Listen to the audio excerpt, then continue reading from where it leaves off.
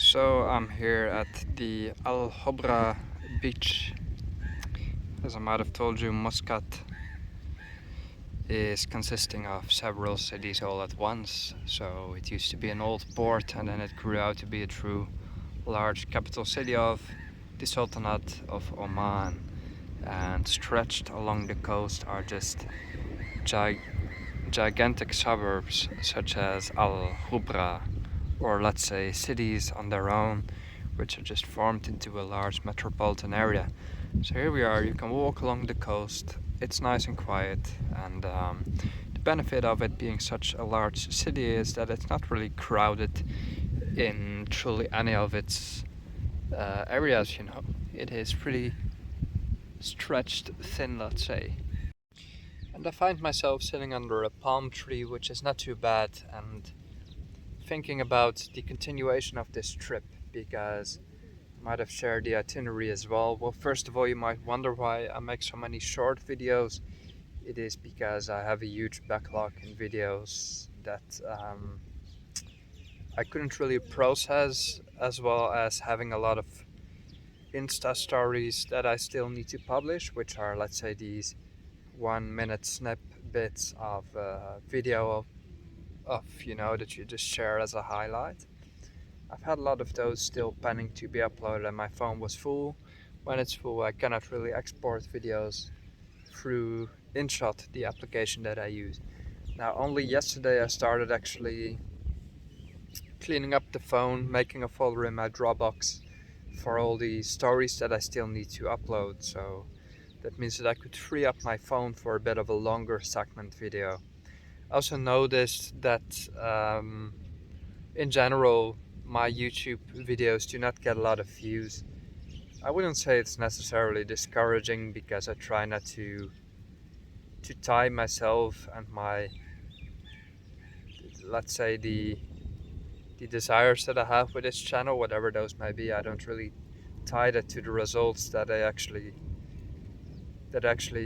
come forth with. I don't really find it all that frustrating that I barely get any views. As for the reason, though, I find that interesting because I'm honestly not quite sure. Probably a Salam Air flight here arriving from India, I suppose, on the way to Muscat in either case. Why I don't get a lot of views? Well, first of all, my subscriber base is mostly in Bulgaria or Bulgarians in other countries, and they watch for the Bulgarian content. So when I make a Bulgaria video, it typically gets like 500 views, which is still like next to nothing. So I'm on my way to 5,000 subscribers, which is also quite little. Perhaps the videos are just not very entertaining or too clean, too correct, too much of the same, that I just show stuff and that's all. But what can I do, I'm not going to make a living off this, like that was never the goal. The only goal was to just show the things that I see and that I'm not the only person seeing this and then the memories would all get lost. I just wanted to start sharing something. And I do actually really enjoy the editing of videos, the graphics, the shots, the actual filming. I just enjoy doing it, so I'll keep seeing it as a hobby. If I make it to 5,000 subscribers, that's great. I know that at least it's a real audience, it's not fake bots or something. Perhaps I'm being shadow banned because of other videos that I watch, I have no idea, and I have some credit score on YouTube that is not too high because I've seen controversial videos. I honestly don't know, and should I care? No. I don't know if that has any effect at all. Like, I follow channels with pretty varied opinions, so I can balance my own view of the world, because sometimes I don't know what to think truly. That means I follow basically everything all over the spectrum, and some of these videos are probably just highlighted as, I don't know, controversial opinions. That doesn't mean that I can't watch whatever I want. That might have some influence. I honestly don't know. If I'm being shadow banned, There's nothing controversial in my own videos, and I find it bad enough that we need to think about such stuff on this platform. I want the freedom of speech that we, as the civilized world, have fought for, and I want to hold that up.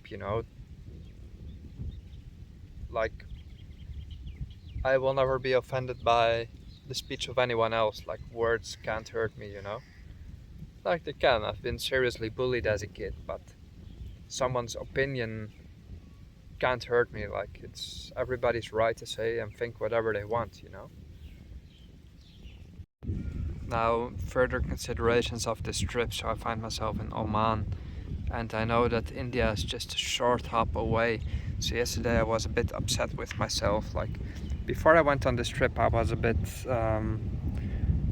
afraid to venture beyond this point, because at that time India still required a PCR test and you need to request an e-visa. Now India eventually dropped this requirement for the PCR test.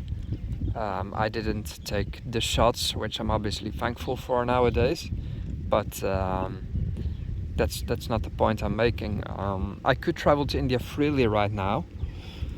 The thing is that I need an e-visa, and I was just considering yesterday, I could just take a Salam Air flight to India and figure it out over there for a few days, then go back to Abu Dhabi, and then but in all actuality, what's the original plan of this trip is that I would spend a couple of days here in Oman. Tomorrow I'm leaving back to Abu Dhabi, and that would be the base for my Wizz Air trip. So it's truly an Abu Dhabi centered trip. That's how I planned it. And why? Because because Abu Dhabi is now a Wizz Air base. It has flights to Oman, to Kuwait, and they all cost like €10 a pop, let's say, which is nothing. So I centered my trip around Abu Dhabi, but after Abu Dhabi I'll fly to Kuwait in about 3 days, then back to Abu Dhabi, and then back to Sofia. But when you're actually in Oman, you start looking around and seeing a lot of Indian people here. They're all pretty cool, pretty nice and fun. You're in contact with them a lot because they're basically the whole working population of the Middle East nowadays, at least in the lower to mid class jobs. That's just how it is. And to start thinking, maybe I could make a short hop to India for a few days. But then I already start noticing that I plan too much, and I'm never truly satisfied at the point where I truly am. I'm now in Oman, under a palm tree, which is not too bad, Then why am I in my head thinking that I must go to India, and I'm upset with myself that I didn't arrange my e-visa beforehand. So now basically I can't go tomorrow, let's say. That's just how my mind works. It is absolutely... It can be very hard to be this way, to have this restlessness inside you. When you're actually somewhere, you start thinking about where you want to be next. And am I then truly at the place where my body is, where my mind is somewhere else? That it makes me think a lot, and the restlessness hasn't truly subsided yet. I'm 30 now, will be 31 in about a month and a half or so, or 2 months, whatever. Will that restlessness go away? My interest is sparked more and more now by India, I don't know, I'd go to Hong Kong as well. But once I'm in India, I see flights to China and I want to go there. That's who I am, and I've always accepted it, but it starts to get to a point where I wonder if it will actually go away, It's not that I'm upset with it or something, but I need to really put the brakes on myself, because there's nobody else who will. There's nobody else who will put the brakes on me. There's nobody to stop me, and that's the thing with the world nowadays. It is so accessible. Even so, I could fly to Dhaka in Bangladesh and get a visa on arrival. The kind of energy that gives me, the boost of energy. And that's the whole thing. Some of my friends, I have a handful of friends, they ask me, don't you get tired? And I say, no, this is what gives me energy.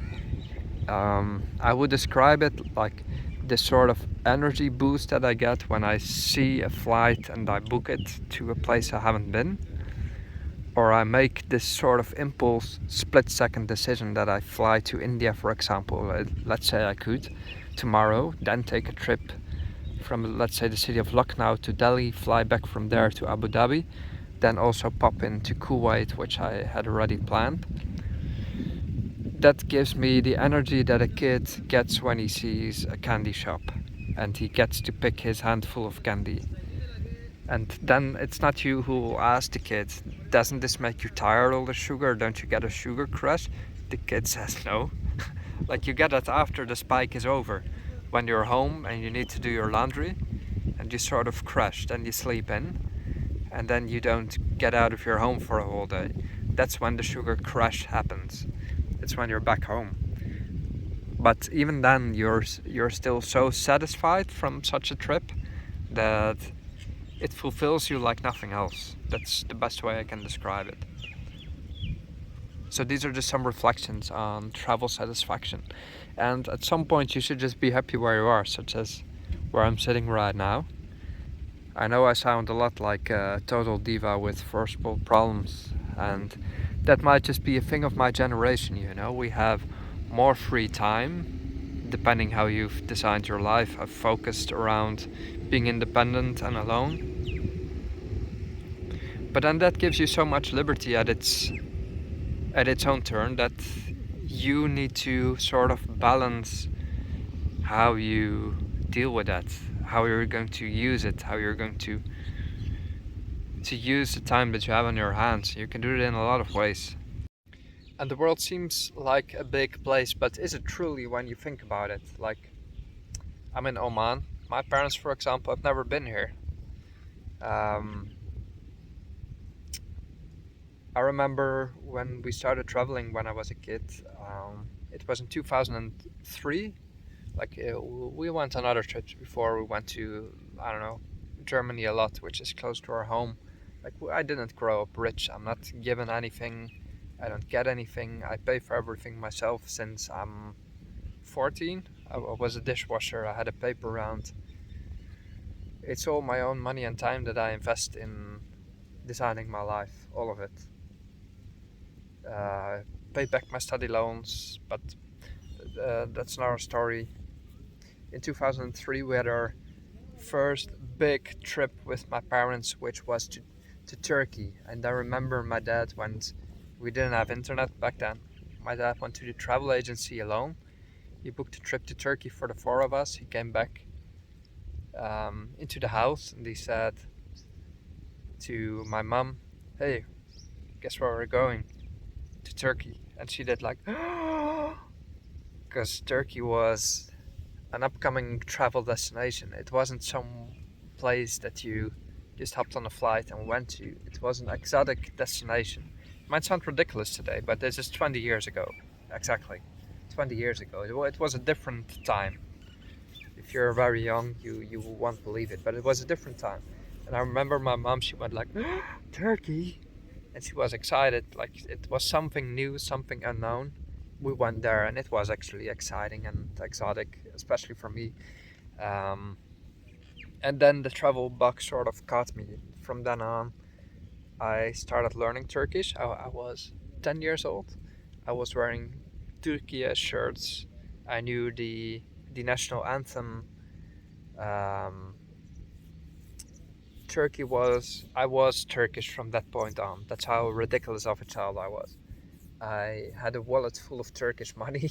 Like, when I was back in my country, I wore the Turkish hat in the street, to school, the sort of Ottoman hat.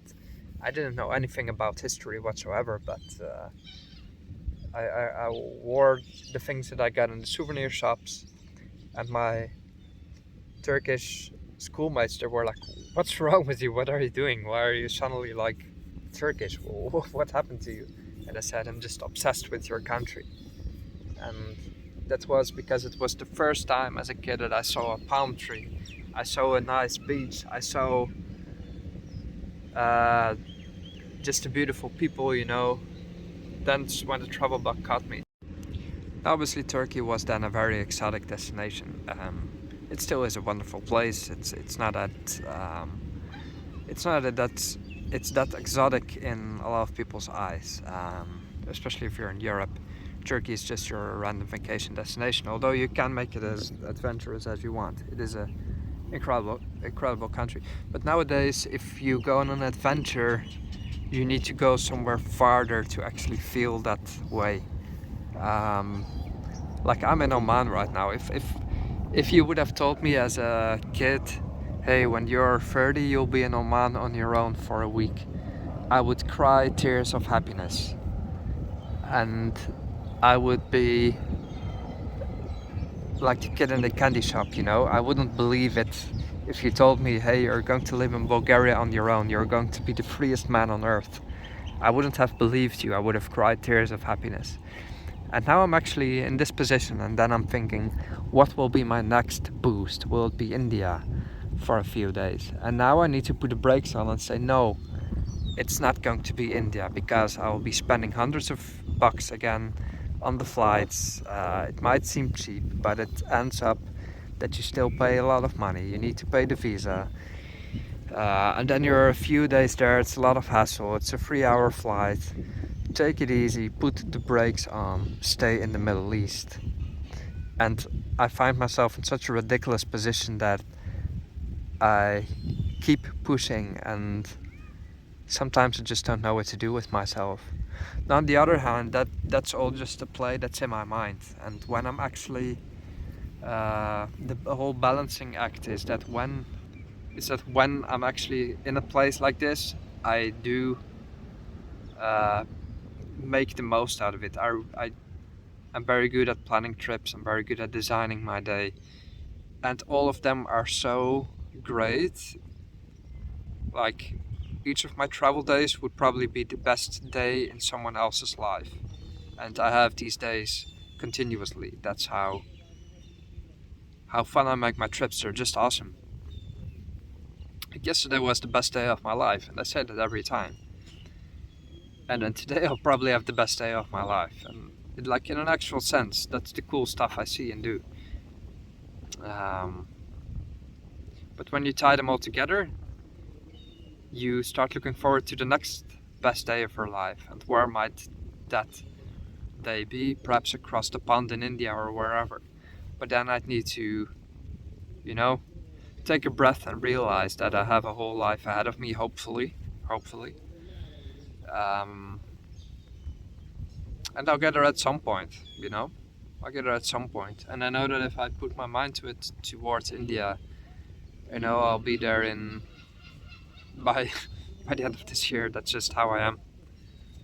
And I don't know how much of a good thing this is. I do want to save for a home at some point, but I want too much at the same time. And that's the whole thing of my generation.